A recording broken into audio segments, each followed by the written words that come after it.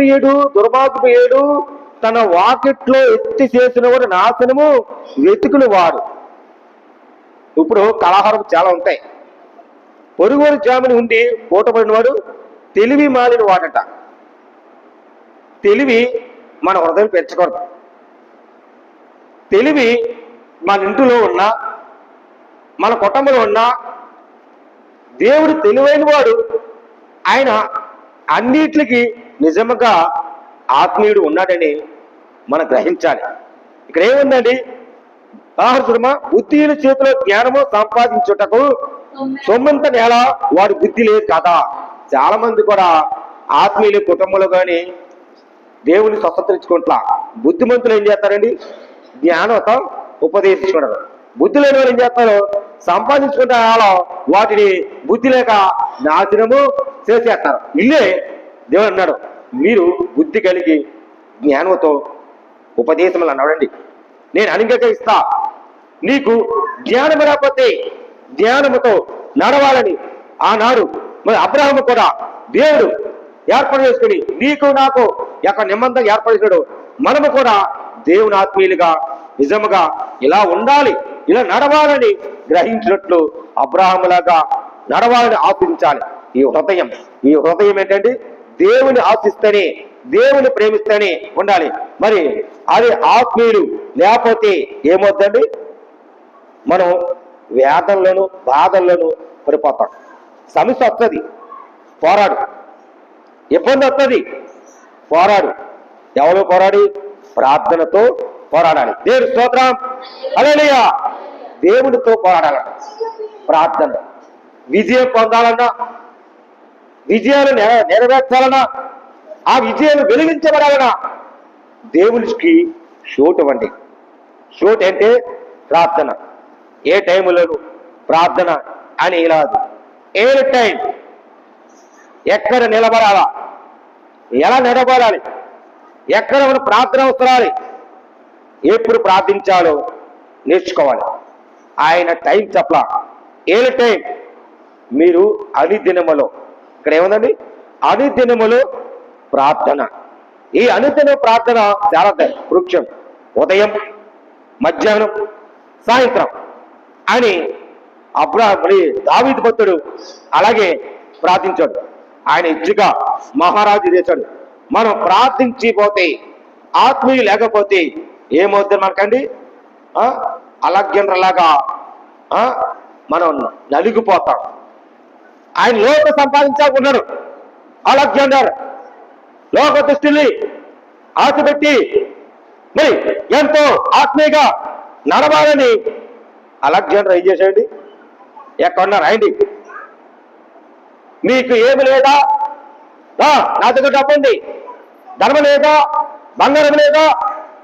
కానీ అలెగ్జాండరు ఈ ప్రపంచానికి ఆయన ఎంతో అంత బలవంతుడు ఉన్నా మరి ఎన్నో ఎంజాయ్ ఆయన పోరాడి ఆయన దేవునికి మంచి పేరు తెచ్చుకుని ఉండొచ్చు. కానీ దేవుని దగ్గరగా ఉన్నాడని తెలుసుకునేపోయాడు.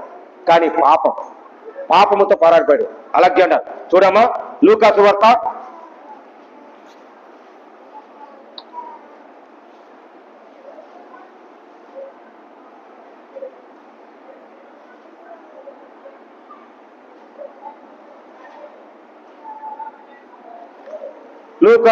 9.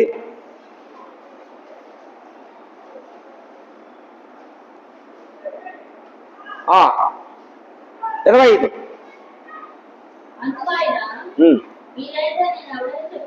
అమ్మా, లూకా సువార్త 9:25.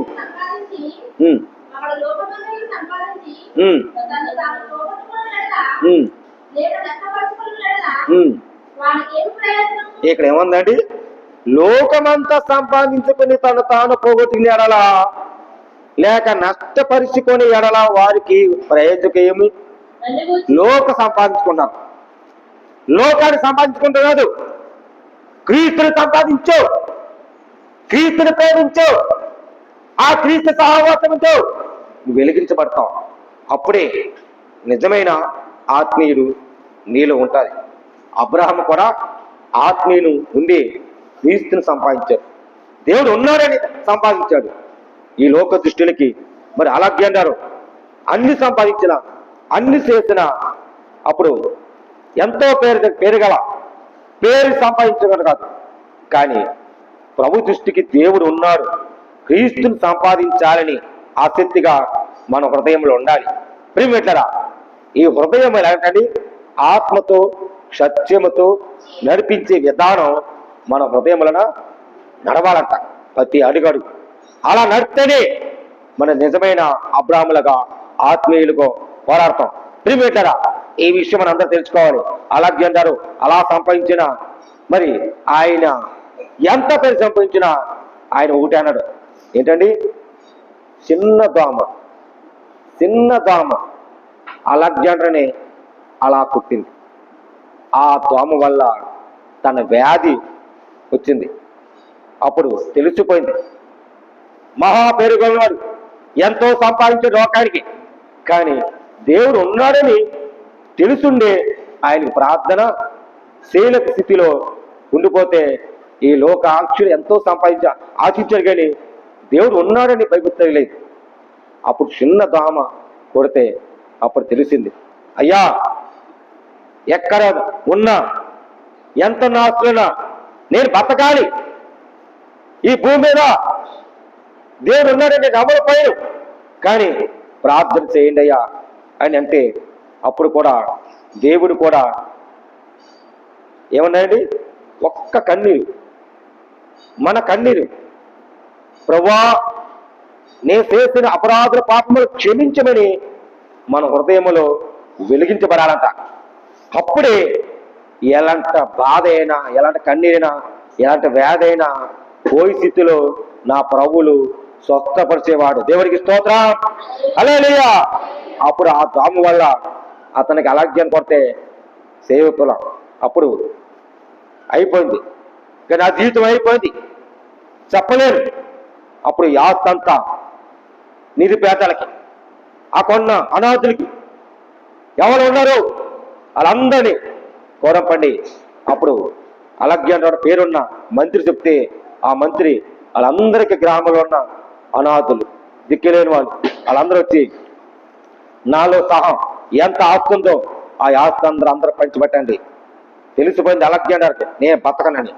కానీ అలెగ్జాండర్ ఒక మాట అని పిలిస్తే, అయ్యా ఇంకా సెలవు, క్షమించు అని అప్పుడు చిన్న సంతకం పెట్టి, అలెగ్జాండర్ నా ఆస్తులో ఉన్న వీళ్ళందరికి ఇచ్చేయండి, కానీ లోకాన్ని సంపాదించాను కానీ క్రీస్తుని సంపాదించలేదు అని జ్ఞానోపదేశముగా ఉండిపోయారు. ప్రేమేట్లరా, క్రీస్తుని సంపాదించాలి, క్రీస్తుని సంపాదించి మనం తెలుసుకోవాలి. అలెగ్జాండర్ తెలుసుకోవాలా, లోక సృష్టించా ఆత్మీయులుగా ఉండి మరి అబ్రహాము మరి ఆత్మీయుకి దేవుడు ఉన్నాడని నమ్మాడు. అందుకే తండ్రి అన్నాడు, ఈ లోక దృష్టిలో మనం లోక ఆశలు కాదు, క్రీస్తుని సంపాదించాలి. చూడండి, పిలిపిలికి వెళ్తాం. చూడండి,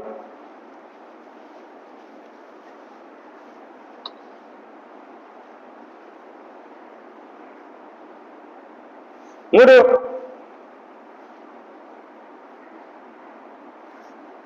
తొమ్మిది, క్రీస్తును సంపాదించుకొని ధర్మశాస్త్రమైన నా నీతిని కాక క్రీస్తునందను విశ్వాసములైన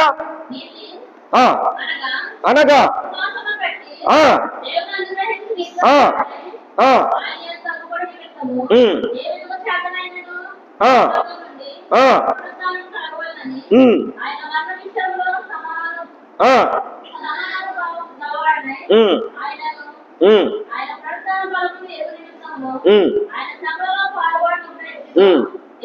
మనం ఏంటండి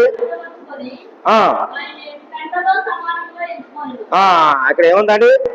వాడు పెంటలో సమానముగా ఎంచుకున్నాడు. లాస్ట్గా ఏమైందండి? ఎంత సంపాదించినా మన పెంట కుప్పల పడవిందే. కానీ నా ప్రభువు పెంట కుప్పల పడుకున్నా లేవలెత్తాడు. క్రీస్తుని సంపాదించాలి. ఆత్మీయులు ఉన్నామంటే, ఆత్మీయులు అనుగ్రహించామంటే దేవుడు ఉన్నాడని క్రీస్తును సంపాదించే వ్యక్తిత్వం ఈ హృదయం రావాలంట. ఈ హృదయం ఏంటండి? పరిశుద్ధ హృదయం. పాత జీవితాన్ని రోత జీవితాన్ని విడిచిపెట్టేసి పరిశుద్ధ హృదయం ఉంటుంటే అది దేవుని చిత్తం. పరిశుద్ధ హృదయం లేని దేవుని చిత్తం ఎరగలేము, చూడలేము, దేవుణ్ణి నడవలేము, ఆయన జయించలేము. మనం దేవుని చిత్తం జరగాలంటే ఏంటంటే క్రీస్తును సంపాదించు. దేవునికి స్తోత్రం. హల్లెలూయా. క్రీస్తును సంపాదిస్తేనే మనం దేవుడి పునాత్ముడు ఎలా ఇచ్చాడు రేపు కూడా మనం అలా లెక్కుతాం. దేవుడికి స్తోత్రం. ఈ విషయం మనం తెలుసుకోవాలి. ఆత్మీయులు ఇలా ఉండాలి. ఆత్మీయులు ఇలా ఉన్నారంటే అబ్రహాము ఎలా ఉన్నాడో అదే ప్రకారముగా మనం నడవాలి. ఎందుకనక ఈ విషయం చెప్తానంటే మనం ఉపకారము చేసినట్లుగా ఎలాగండి ఆత్మీయులు దేవుని ఉపకారం మనం చేస్తున్నారు, మనము కూడా ఉపకారము చేసినట్లుగా ఉండాలి. సీను వారు ఉన్నట్లు ఉండాలంట. 2 సమయాలు పత్రం చూడండి. 2 సమయాలు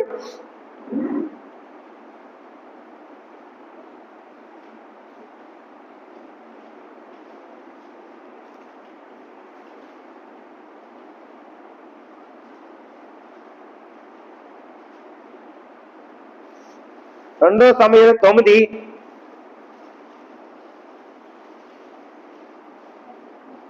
7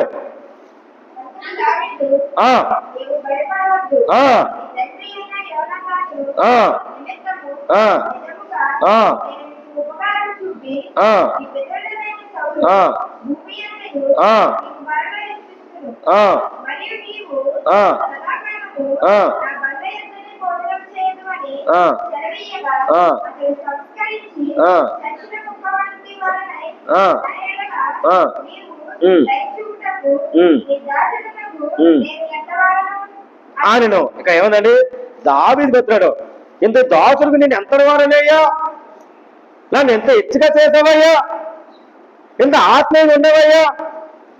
అప్పుడు దేవుడు అంటున్నాడు, దావీదు నువ్వు ఎందుకు భయపడబడుతున్నావు? నీ తండ్రి ఉన్నాడు యోనాతాను, ఆయన నిజంగా నీకు ఉపకారం చేశాడు కదా, చూపాడు కదా, నీ పిలుచులను సౌలు భూమి చూసి అంతయు మరలో చేసేతను. కానీ సౌలు కూడా ఆయన చెయ్యని చూశాడు సౌలు, కానీ వ్యాసం పెట్టేస్తున్నాడు. దావీదును చూసి దావీదు అందరిని ప్రేమించాడు, కానీ అంత ఆత్మీయం అంటే శత్రువులు కూడా ప్రేమించేవాడు. సౌలు ఏం చేశాడండి, అతను కూడా దావీదు కూడా మరి యుద్ధం చేస్తానికి వెళ్ళాలని బంటులు కూడా తీసుకెళ్ళాడు. కానీ అక్కడున్న ఆత్మీయులు దావీదు బంధువులు సౌలు బంధువులు అక్కడున్న ఇద్దరు మరి కలహారం లేకపోయింది. సరే దేవుని దృష్టికి మనం యథార్థమైన దేవుడు స్వతంత్రించుకోవాలి, ఆత్మీయతో ఉండాలని జయించే విధానం. దావీదుకు ఎప్పుడుగా భయపడేవారు కాదు, కానీ భయపడినా దావీదు నువ్వు ఎప్పుడు భయపడవద్దు, నీ తండ్రి యోనాతాను మొత్తం ఆయన నీకు తోడే ఉన్నాడు కాదా, మోషే తోడినట్లు నీకు తోడే ఉంటాను కాదా, దేనికి భయపడద్దు అని అన్నిట్లు కూడా దావీదు కూడా ఆత్మీయంగా ఉండేవాడు. ఈ విషయం మనం తెలుసుకోవాలి. ప్రేమ బిడ్డలారా, మరి దేవునికి ఆత్మీయులంటే మొరపెట్టేవారుగా ఉండాలంట. మరి కీర్తనకి వెళ్ళిపోతాం చూడమ్మా. కీర్తనలకు 145 కీర్తనలు 145 18.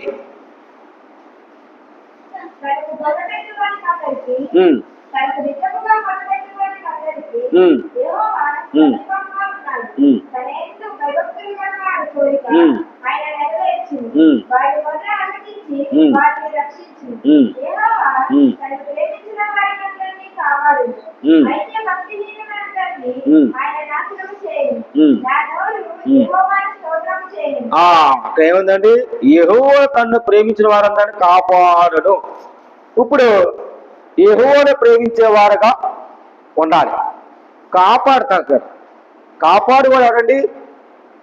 మన ప్రభు అయిన యేసుక్రీస్తు కాపాడువాడు. కానీ దేవునికి ప్రార్థించే వ్యక్తిగా మనం కాపాడుకుంటున్నామా? ప్రార్థన చెయ్యాలని కాపాడుకోవాలి. ఇక్కడ ఏముందండి, అందరినీ ప్రేమిస్తున్నాడు, భయభక్తి కలిగి కోరిక నెరవేర్చే వరకు వారు మొరపెట్టి వారు రక్షిస్తున్నాడు. మొరపెట్టి అంటే మొరంట మన ప్రార్థన దేవునికి మొర ఆలకించాలి, అది దేవుడి చిత్తం.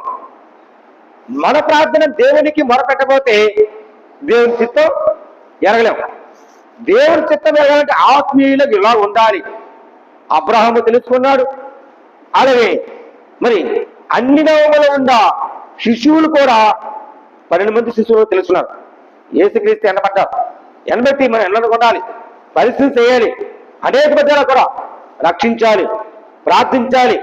వాళ్ళ కొరకు మరి ప్రేమించే విధానముగా ఉండాలి ఆత్మీయులు. మనం అలాగుంటేనే దేవుని ప్రేమించే వారులుగా ఉన్నట్లుంటే మనము కూడా సహవాసముతో ఉన్నట్లుగా ఉండాలి. మరి ఆనాడు చేసిన మరి విజ్ఞాపనతో ఆయన చేసిన ప్రకారముగా దావీదు భక్తుడు మరి ఏ ప్రకారం చేశాడో, నేను ఎంత వాడినయ్యా, దాన్ని ఎంత ఇచ్చిగా చేస్తావు అది అంటే మరి దేవుడు చేశాడు. ఏం చేశాడండి? ఆ కొండ మరి ఆ గొర్రెల మందం ఉంటే ఆదివారం ఒక సింహం వచ్చేసి ఎలుగుబడి మరి మింగేయాలి చేయాలని అని ఉంటే దావీదు చూశాడు. చూసి ఆ గొర్రెలో ఒక గొర్రెని కాపాడాలని తన రక్షించుకున్నాడు. అప్పుడు దేవుడు చూశాడు. అప్పుడు సింహాలు గర్జించాడు, పోరాడాడు. ఎలుగుబండి గర్జించాడు, పోరాడాడు.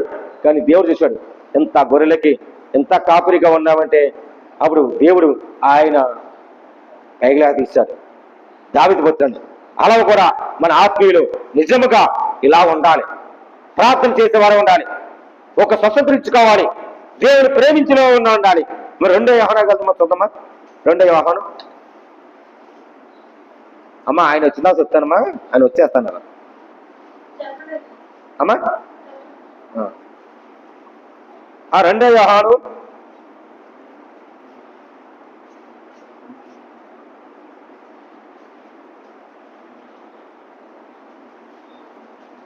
1:2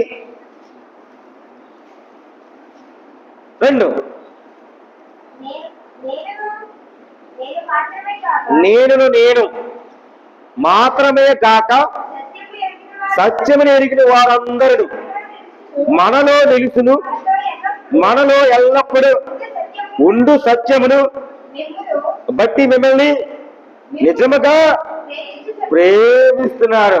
దేవుడికి స్తోత్రం. హల్లెలూయా. యోహాను భక్తుడు అన్నాడట, ఈ లోకానికి ఎంతో ప్రేమించాడు. నేను శాశ్వతమైన ప్రేమతో ప్రేమించాను కాదా?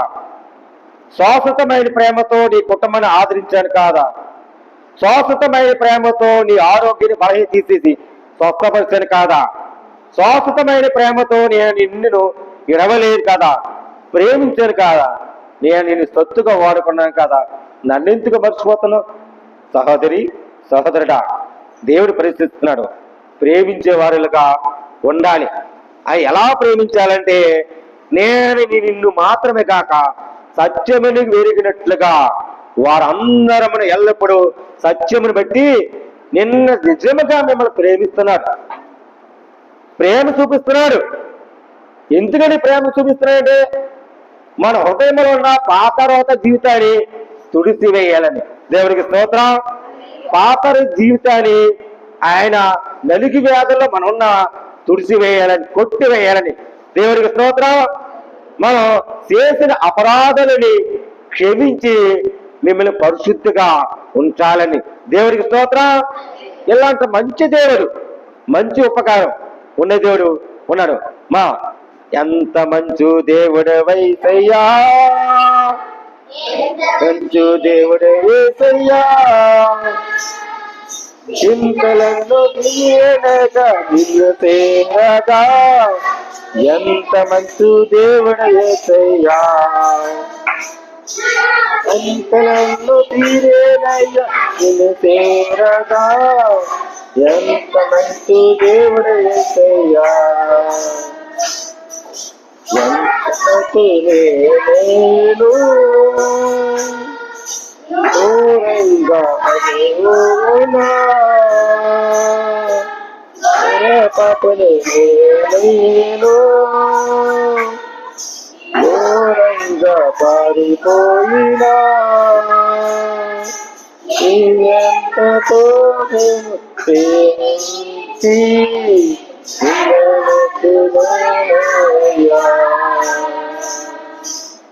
ప్రేమతో